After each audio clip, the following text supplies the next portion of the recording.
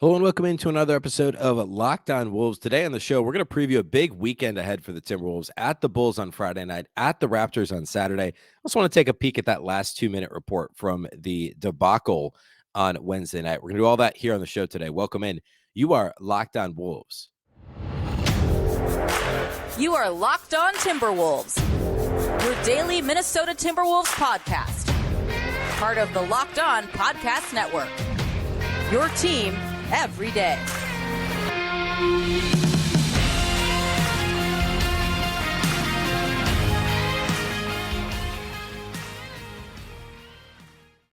Hello and welcome to the Locked On Wolves podcast, part of the Locked On Podcast Network, your team every day. My name is Ben Beecken. I'm the host of Locked On Wolves. This episode is brought to you by FanDuel Sportsbook, official sportsbook partner of Locked On. Make every moment more. Visit FanDuel.com/LockedOn today to get started.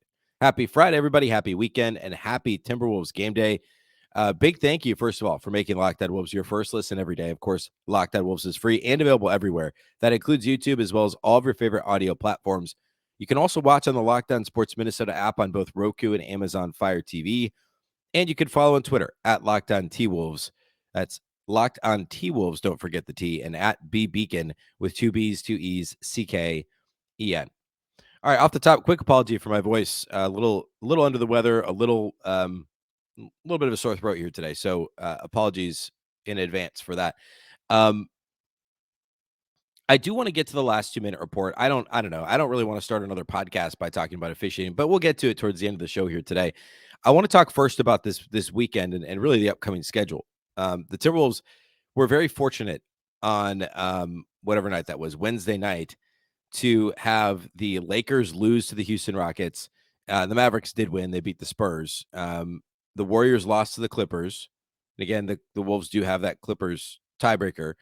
So they had a couple of games really go their way in the Western Conference. And that means that in terms of the standings, the Wolves didn't really lose much ground. Like, I mean, on the flip side, of course, if they'd won, we'd be talking about them being tied for the 6th seed and just a game behind the Clippers for the 5 seed plus the tiebreaker. But they're still 7th in the West. They're tied with the Mavericks in terms of record, but again, have that tiebreaker.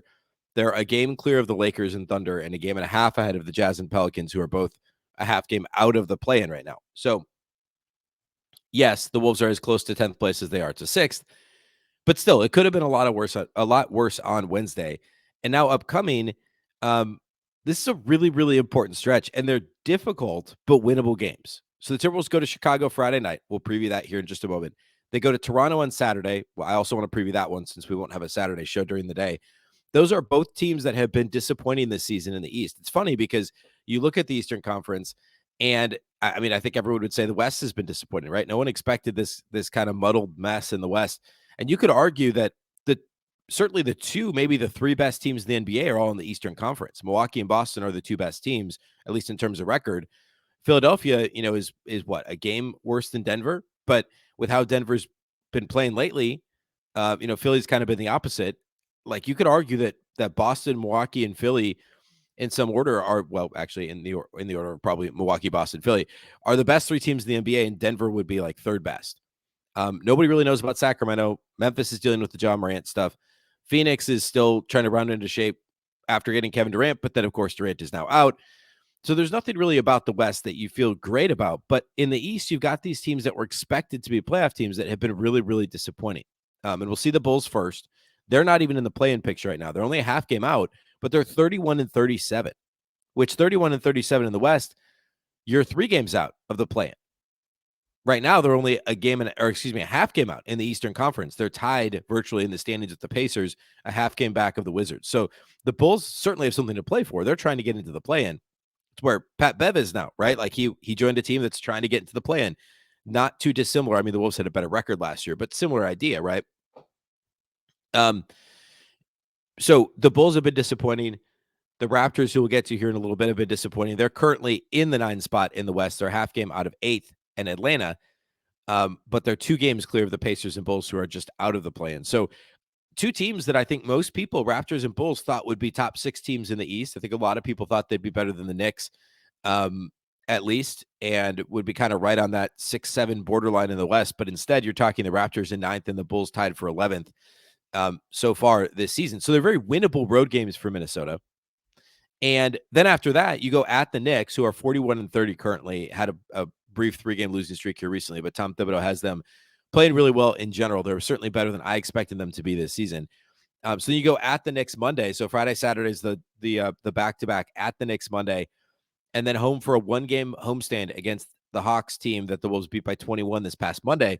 But again, Atlanta is still fighting for that play-in positioning too. So every team the Wolves play the rest of the season, except for San Antonio in the second to last game, and I guess potentially Portland, who at the moment is 2.5 out, so still technically in it. But when they play Portland, it'll be 2 weeks from now. So who knows? So really, there's only two games in the schedule right now that you look at and say those teams may have nothing to play for. They may be thinking about beaches and islands and the whole thing. Everybody else is jostling to try and get into the play-in or get better positioning within the play-in or get out of the play-in into the actual playoffs. This is a difficult stretch for Minnesota. But again, winnable. The Wolves are a better team than the Bulls. They're a better team than the Raptors. They're not a better team than the Knicks, but I feel like the Knicks aren't a terrible matchup for Minnesota. We'll talk more about that on Monday when we preview that game. But at any rate, at this stage, this is a really big road trip for Minnesota. Let's work backwards here. I want to preview Toronto's game. Well, no, let's do Chicago first, I guess. That makes more sense because that game's tonight. So Wolves-Bulls, the last time Minnesota took on Chicago, that was back in early December. This was shortly after Karl-Anthony Towns goes down. I guess it was mid-December, shortly after Karl-Anthony Towns goes down with the injury. And the Timberwolves set a franchise scoring record in that game. They scored 150 points in a regulation 48-minute game and beat the Bulls 150-126. They were actually down 2 at the end of the first quarter, but pretty much dominated the rest of the game. And this is a Bulls team that was healthy. They've been largely healthy this season, by the way. But DeMar DeRozan had 29, Zach LaVine had 22. But the Bulls, obviously, the Bulls scored 150 points. There was basically zero resistance from the Bulls defensively. And, of course, DeRozan and LaVine, that's sometimes – and the Bulls are actually – it's crazy because the Bulls are actually a good defensive team. I mean, this season, what are they? They're 6th in defensive rating. LaVine still has some of those issues guarding the ball sometimes. I mean, Vucevic was healthy. Alex Caruso was healthy. Like, guys that are impactful for their defense were played in that game. It was just an off night for Chicago and a really dynamic night for Minnesota. Anthony Edwards had 37 and 11, plus 7 rebounds, shot 13 of 24 in that game, 7 of 7 at the line. D'Angelo Russell had 28 on 10 of 14 shooting. It was 7 of 10 on threes, also had 8 assists in that game, 28 and 8 for D'Lo. Nas started. Rudy Gobert didn't play in this one either, by the way. So no Gobert, no Towns. Nas started and actually left with an injury after scoring 10 points in the first quarter. But then Nate Knight had a big game off the bench. Knight had 16 points on 6 of 8 shooting. Garza played well, had 7, 4, and 3 in just 10 minutes. So it was basically D'Lo, Ant, and a bunch of Wolves backups that played really well against a healthy Bulls team back in mid-December.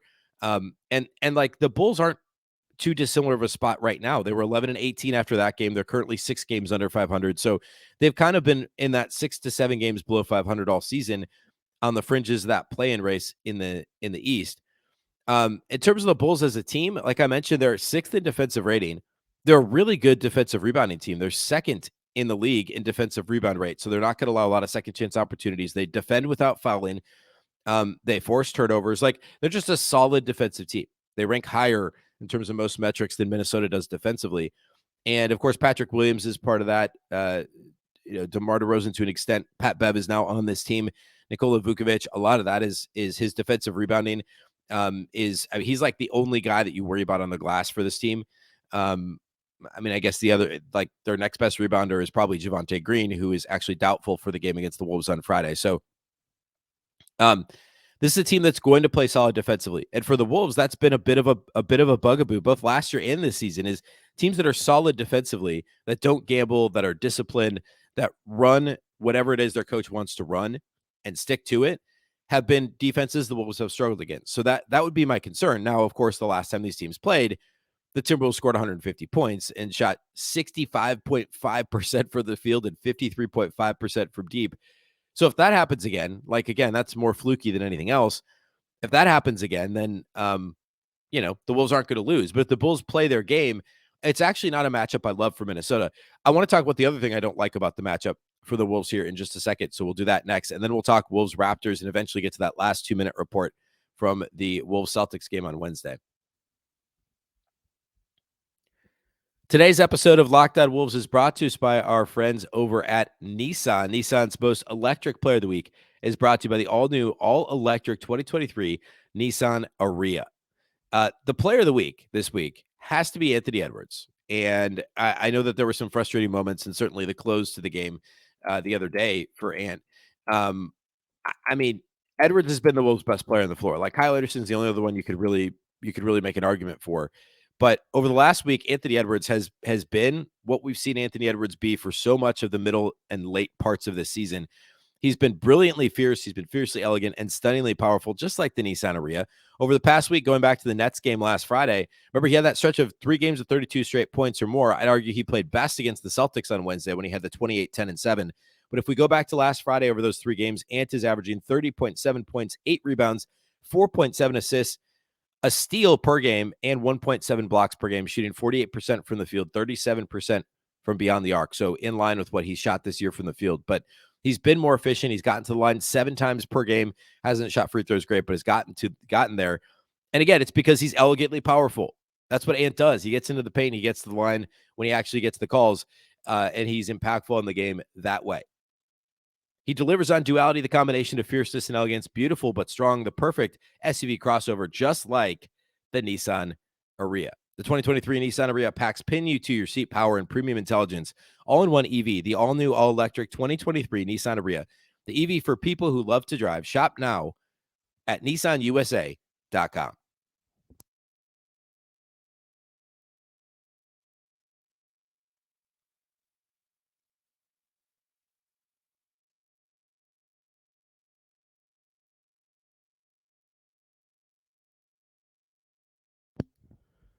All right, Wolves-Bulls matchup. The other thing I wanted to talk about related to Wolves-Bulls is just how their best players score. Zach LaVine and DeMar DeRozan are their primary scorers, right? Like, obviously, Vucevic does damage. He does his thing on the glass, but Zach LaVine and DeMar DeRozan are where the Bulls get the majority of their scoring, and they do a lot of their damage from mid-range. DeMar DeRozan is one of the most frequent and prolific mid-range jump shooters we've seen in this generation of NBA players. And he's shooting 27% of his shot attempts are coming from between 10 and 16 feet. He's shooting 50% in that range, which is nuts for how much he shoots there. 34%. So more than 1 in 3 of his shots are coming from that longer mid-range, that 16 foot out to the arc. And he's making almost 46% of those shots. He doesn't shoot very many threes, and he's not a great 3-point shooter when he does. But he lives in that mid-range. And, of course, the Wolves play a lot of drop, pick-and-roll coverage. They've done some different things here recently. They did some more switching the other night. I think that was the Brooklyn game. The Wolves were switching everything. And then Monday's game, too, against Atlanta. Less of that on Wednesday against Boston. But the Wolves can't just play straight drop coverage. They can't play drop coverage like they did before Rudy Gobert, right? Back in the David Vanterpool years when when Karl-Anthony Towns was in drop every time down the floor and they got eaten alive by the Kyries of the world.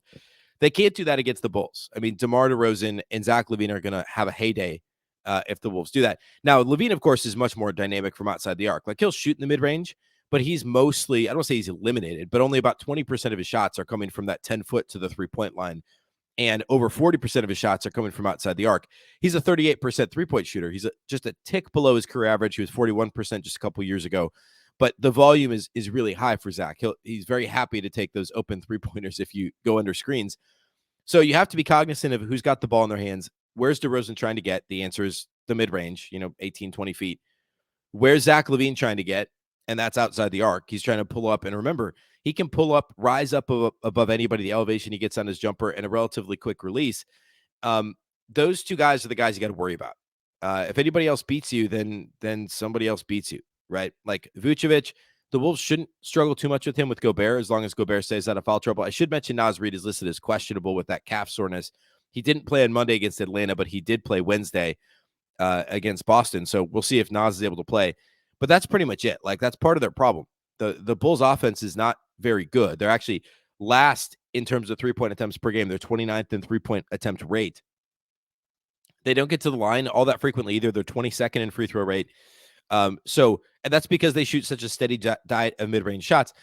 LaVine is the only guy that shoots threes with really any frequency. Like Kobe White and to a lesser extent Vucevic are the only other guys you really have to worry about but no one else is shooting more than 3 threes per game besides those guys from outside the arc. I guess Patrick Williams. But all that to say, their 3-point volume comes almost entirely from Zach LaVine.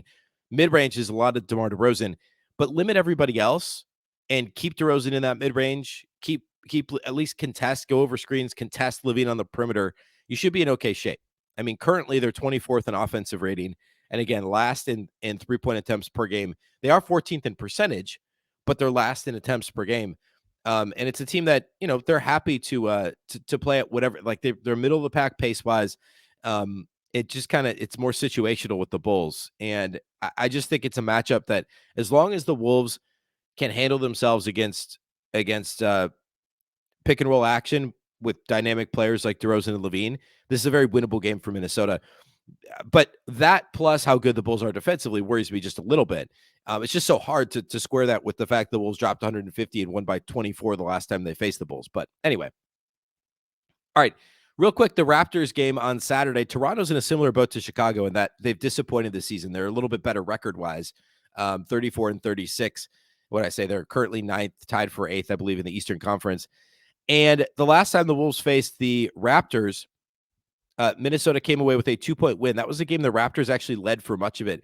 Toronto was up by 10 at halftime and by 8 going to the fourth quarter. But D'Lo had a really big fourth quarter. I think he had 16 in the fourth and finished with 25 in that game, made 5 threes. Ant had 23. This was another game that both Rudy Gobert and Karl-Anthony Towns missed. Nas only played 22 minutes, but the Wolves played small for a good chunk of the game. Nate Knight and Garza combined for 15 and 5 off the bench in a combined 23 minutes. So they actually played quite a bit of small ball in this game, the Wolves did. Kyle Anderson played some center. You had Taurean Prince played 24 minutes off the bench. Kyle Anderson had 20 points, 10 rebounds, 6 assists in the game against Toronto. And next to D'Lo was the best player on the floor for the Wolves. Ant had 23, but it was relatively inefficient. 5 of 16 from the field, 2 of 8 from 3. Had 5 turnovers. And Toronto, again, they've been a disappointing defensive team. I mean, you look at their roster, and you're expecting the Pascal Siakams and the OG Anunobys and those guys to really Fred VanVleet. Like, you're talking about guys that are fantastic defenders in general. Why are they 17th in defensive rating as a team? Scotty Barnes maybe hasn't taken he hasn't taken a leap like many would have expected, but like that's a good roster, right? Siakam, VanVleet, Anunoby, Barnes, Gary Trent Jr. They traded for Jakob Poeltl at the deadline. Precious Achiuwa, like they've got depth on this roster. And I mean, it's maybe a little top heavy because the starting lineup is so good, but like in comparison to the Bulls only have 4 guys averaging 10 or more points per game. And one of them is averaging exactly 10. The Raptors, this is such a crude way to look at this, but like, I think it paints a picture. They have 3 guys averaging more than 11 points per game. The Raptors have 6 averaging 11 or more points per game. And actually their lowest point man on that list is Poeltl with 15 points per game. So the Raptors just have a deeper roster. They have a little bit more overall top end talent. Because again, you look at the Bulls and outside of Vucevic, DeRozan and LaVine, like nobody really scares you there. But Toronto could do it in a different way on any given night. I mean, it's a team that generally plays slower. They're happy to take what you give them offensively. They don't shoot a ton of threes either. They're 26th in 3-point rate. And they also don't make them at a high clip either. They're 28th in terms of percentage. They do get to the line a fair amount, and defensively, they actually lead the league in defensive turnover rate. So I'm worried about the defense for both the Raptors and Bulls. If they can muck things up for the Wolves in those games, they could be tough matchups. But again, these are 2 Eastern Conference teams the Wolves have already beaten. The Raptors by a bucket, the Bulls by 24. And they're winnable road games for Minnesota against teams that they should be better than, and that they have already beaten this season. Again, the cliff notes on the matchups, the Bulls ones, I'm worried about how good they are defensively and their rebounding prowess. I'm worried about LaVine from deep and DeRozan from the mid-range and how the Wolves will handle that defensively themselves. With the Raptors, it's more about the high level of athletes that they can put on Anthony Edwards and others. Because again, D'Lo getting hot and then, a little bit of Kyle Anderson was really the only reason, if I recall correctly, and I'd have to go back and look, but I believe this was a game where the Raptors played some zone and Kyle Anderson was vital to breaking that. And he ended with 6 assists, only 1 turnover. You're going to need another big Kyle Anderson game. You're going to need to be patient, and it can't just be an Ant ISO game. We've talked about this a lot, especially with Marnie Gellner on the postcast. Like, you can't just play ISO against some of these teams with athletic, long defenders and expect to win, even if Ant's a great isolation player, and he is. He's been doing a lot of ISO lately, and you can't strictly leave it at that. against a team like the Raptors and expect to win. So difficult games this weekend, but winnable. We'll go live for the postcast after Friday night at the Bulls.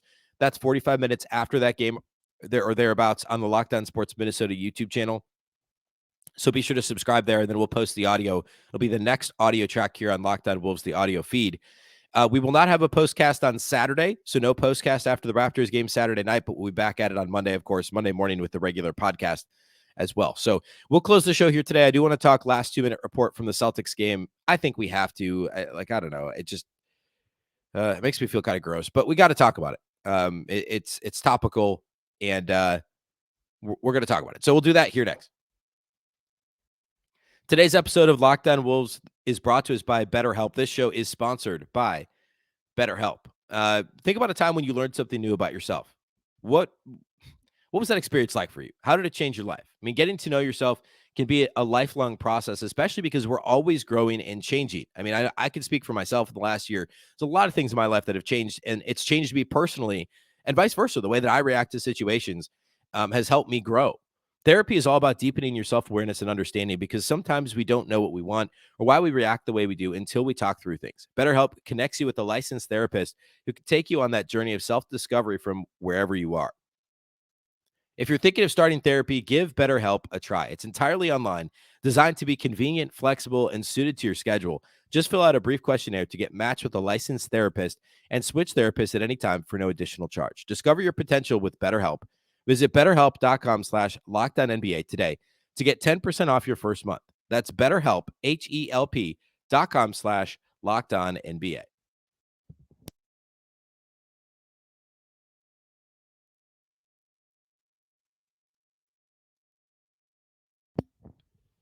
All right, last 2-minute report from Wolves-Celtics. We knew the NBA releases these by the end of the business day the following day for games that are within a possession. I believe it's under 3 points within, at or within 3 points during any point in the last 2 minutes of the fourth quarter or overtime if applicable. So we knew we were getting a 2-minute report. I spent a whole segment. Actually, Marty and I talked about it on the postcast. If you only listened to the first part, we talked a lot more about the officiating towards the end of the postcast. And then I talked about it extensively in the first segment on Thursday's show. And the cliff notes of my argument here are I normally hate talking about officiating, but it was such a big, impactful part of this game. I had to talk about it. So I'm not going to rehash all that. But this game, the issues extended beyond the 2 minutes, right? Like the Wolves got the short end of the stick, the out of bounds call off Blake Griffin, the ensuing moments after the Gobert technical, which again, I think that technical was fine. It was more the reason that it was called, which was that the Celtics complained about it. And there were a couple other pretty bad ones mixed in there. The Kyle Anderson, his first technical, I didn't really care for. Some of the verticality stuff Chris Finch talked about after the game, the application of the inconsistent application of verticality to the officials' decisions in this game. Some of those things the Wolves had legitimate gripes about. Some were a little bit murkier. The Naz Reid overturn on the blocking foul to charge, I didn't like that one. Some of the Gobert fouls, like, I don't know, those are, you could argue one way or the other with a straight face. Some of these you can't. And that's kind of where we ended up on this last 2-minute report. The first incorrect non-call with just under a minute to play was Jaylen Brown should have been called for 3 seconds in the paint, was not. So that's on the 2-minute report. That was a possession where I don't believe that Boston scored anyway. They didn't. So, not the end of the world, but still a missed call. And then it has Grant Williams on the shot attempt that preceded the jump ball with under 6 seconds to play. It says that McDaniels and Gobert both initiated contact with Grant Williams' left and right arm, which causes Williams to lose control of the ball in the lane. And the Wolves should have been called for a shooting foul there, according to the last 2-minute report. Now, of course, if they call that foul, the rest of this stuff doesn't happen. So that's on them for not calling that foul. And then it talks about Gobert touching the ball, trying to get the jump ball with his foot out of bounds, and should have been called for out of bounds. It should have just straight been Celtics ball. So that's 2 missed calls that actually favored the Timberwolves. But then, as everybody knew, by the way, there were also Celtics fans screaming that it should have been a foul on Gobert trying to get the jump ball. This says correct no call. The jump ball contact was legal from Gobert, trying to get the jump ball, I should say.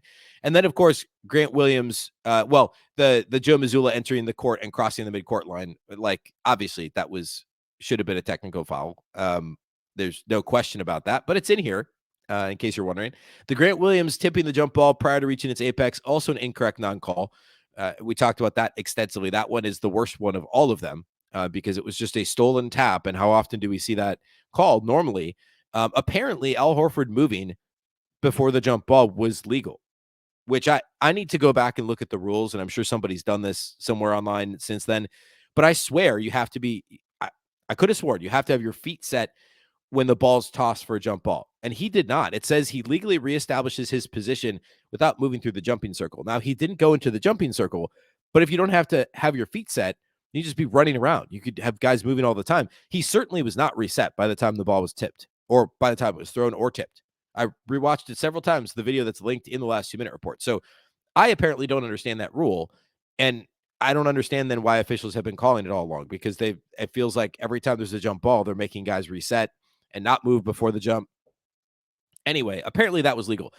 But Grant Williams did steal the jump ball, which, like, even if they missed calls earlier, you still have to get the call right when it happens. So that was a brutal miss, which is the craziest thing. Like, when you're throwing the jump, I think it was Justin Van Dime, you have to know you threw a bad ball, and you have to either say, okay, it's a redo, or you call the violation on Grant Williams for stealing the tap, which is what shorter players do all the time when they go up against 7-footers. And that's exactly what he did at the most crucial moment in the game.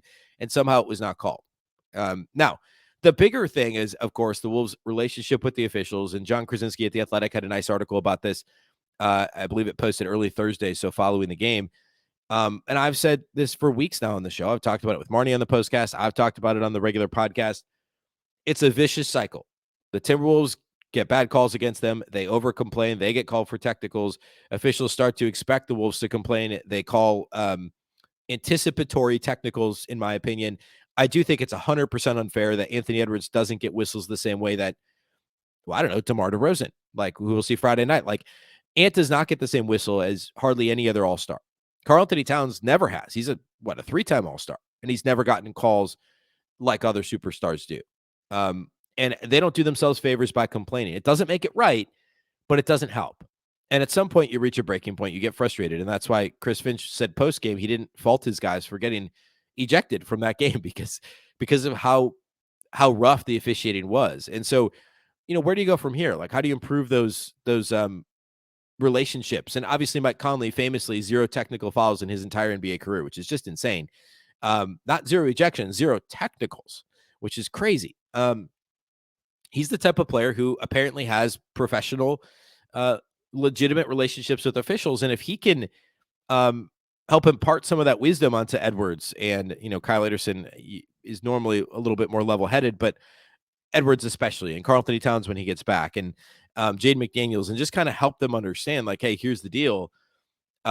Or perhaps it's the other way, right? Perhaps he's translated for the officials to be like, hey, man, like, I've been around a while, and I've seen a lot of stuff, and this Timberwolves team is getting the short end of the stick a lot. Like, that's a lot to ask Mike Conley to do, but it's true. I mean, the Wolves have not gotten a good whistle all season, and it doesn't change the fact that they don't respond well.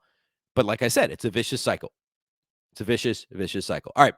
We'll be back tonight after Wolves Bulls. We'll do the live postcast on Locked On Sports Minnesota, and the audio is, of course, on the audio feed you're listening to now. But again, the video is on Locked On Sports Minnesota. So we'll see you tonight. Of course, be back Monday with the regular show. We'll recap the weekend, preview the Wolves game on Monday against the Knicks as well. A big thank you for making Locked On Wolves your first listen every day. Of course, the show is free and available everywhere, including YouTube, as well as all of your favorite audio platforms. You can also watch on Locked On Sports Minnesota. That's an app, or on both the Roku and Amazon Fire TV app, excuse me. You can also follow on Twitter at Locked On T-Wolves and at Beecken with 2 B's, 2 E's, CKEN.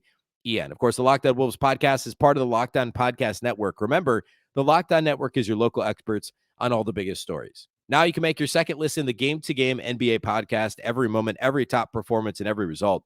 Locked On Game to Game covers every game from across the NBA with local analysis that only Locked On can deliver. Follow Game to Game on Locked On NBA, available on the Odyssey app, YouTube, and wherever you get your podcasts. Once again, I'm Ben Beecken. This is the Locked On Wolves podcast, and we'll catch you next time.